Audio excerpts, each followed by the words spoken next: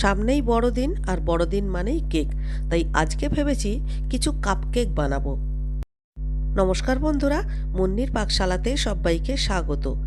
খুব সহজে perfect cupcake কিভাবে বানাতে হয় আজকে সেই রেসিপিটাই শেয়ার করব।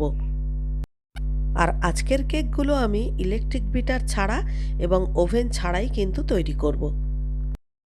আসুন তাহলে রেসিপিটা দেখে নেওয়া যাক।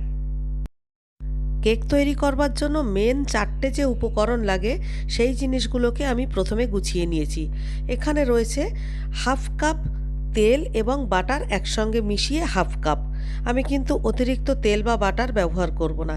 এখানে রয়েছে 1 কাপ ময়দা, 1 কাপ চিনি আর 3টে ডিম।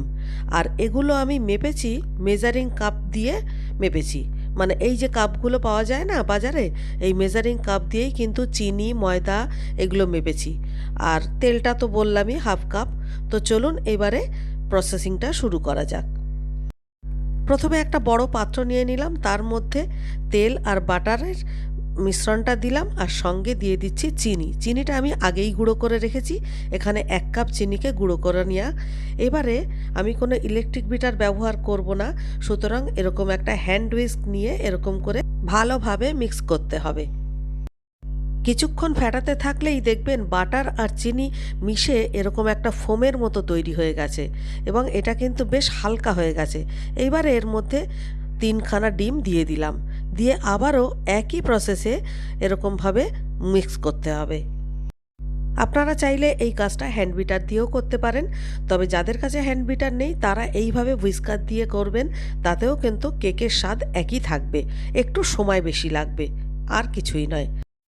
আবারও ব্যাটারটা দেখুন একদম ফোমের মতো হয়ে গেছে। এইবারে এর মধ্যে এসেন্স মেশাবো। আপনাদের কাছে ভ্যানিলা এসেন্স থাকলে সেটা মেশাতে পারেন। আমি আজকে অরেঞ্জ এসেন্স মেশাবো, কারণ অরেঞ্জ এসেন্সটা আমাদের বাড়িতে আমরা সবাই খুব পছন্দ করি। তো সেই জন্যে আমি 1 চামচ ভর্তি ভর্তি অরেঞ্জ এসেন্স দিয়ে দিলাম। এবারে ভালো করে এর সঙ্গে ফেটিয়ে মিশিয়ে নিতে হবে। আমি ব্যাটারে কোনো কালার অ্যাড করব না, আপনারা চাইলে করতে পারেন। এখন এই ব্যাটারটা সরিয়ে রেখে একটা বড় প্লেট নিয়ে নিলাম আর তার উপরে একটা চালনি। এর মধ্যে এবারে 1 কাপ ময়দা দিয়ে দিলাম। এর মধ্যে দেব 1 চামচ বেকিং পাউডার আর 1/4 চামচের থেকেও একটু কম বেকিং সোডা। দেখুন 1/4 চামচের থেকেও কম। আর এর সঙ্গে দেব পাউডার মিল্ক।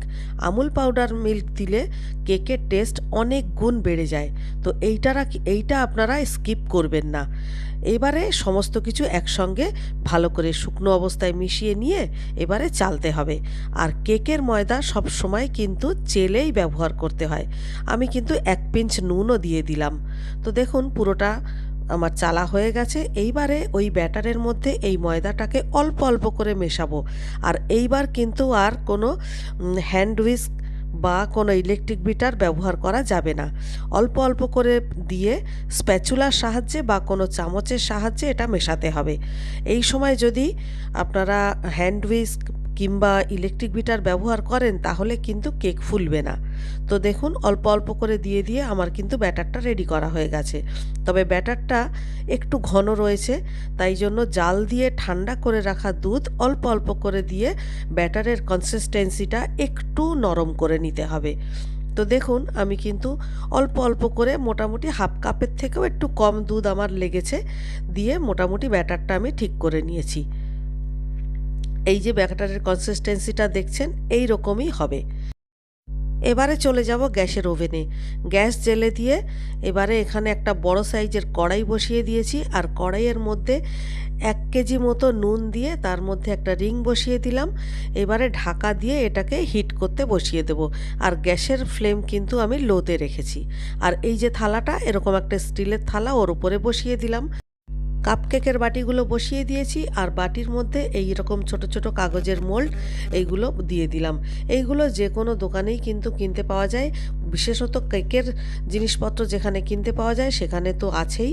এইরকম কাগজের মোল্ড আপনারা রাখবেন, দেখবেন কেকগুলো বানাতেও সুবিধা হবে এবং কেকটা হয়ে গেলে কেক থেকে ডিমোল্ড করতেও কিন্তু সুবিধা হবে।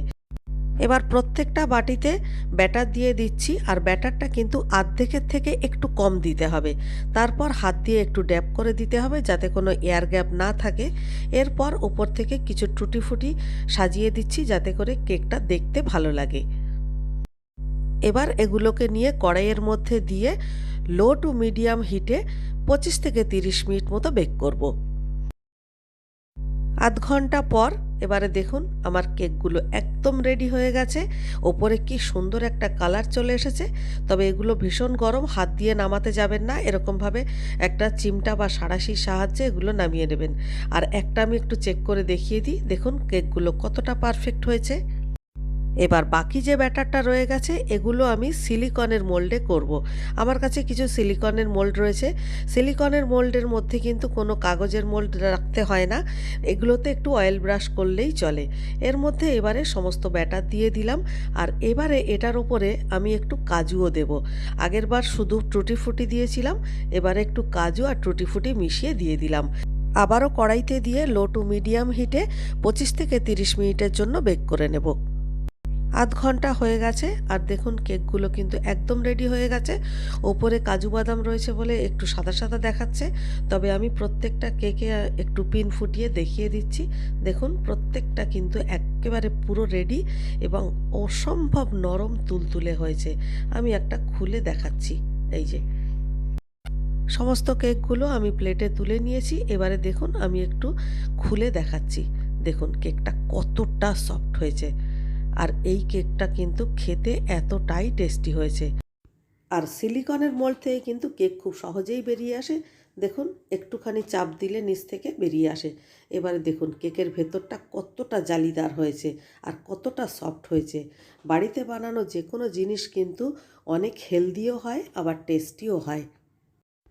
সো আপনারাও খুব সহজে বাড়িতে এইভাবে কেক বানান আর সবাই মিলে এনজয় করুন। আর রেসিপিটা ভালো লাগলে বরাবরের মতো একটা লাইক করবেন, কমেন্ট করে আমাকে জানাবেন। আর আপনি যদি আমার চ্যানেলে নতুন বন্ধু হয়ে থাকেন তাহলে চ্যানেলটিকে সাবস্ক্রাইব করে প্লিজ আমার পাশে থাকবেন। তাহলে আজকের মতো এই পর্যন্ত। দেখা হচ্ছে পরবর্তী ভিডিওতে আবার একটা নতুন রেসিপির সাথে নিয়ে। ততক্ষণের জন্য সবাই ভালো থাকবেন, সুস্থ থাকবেন।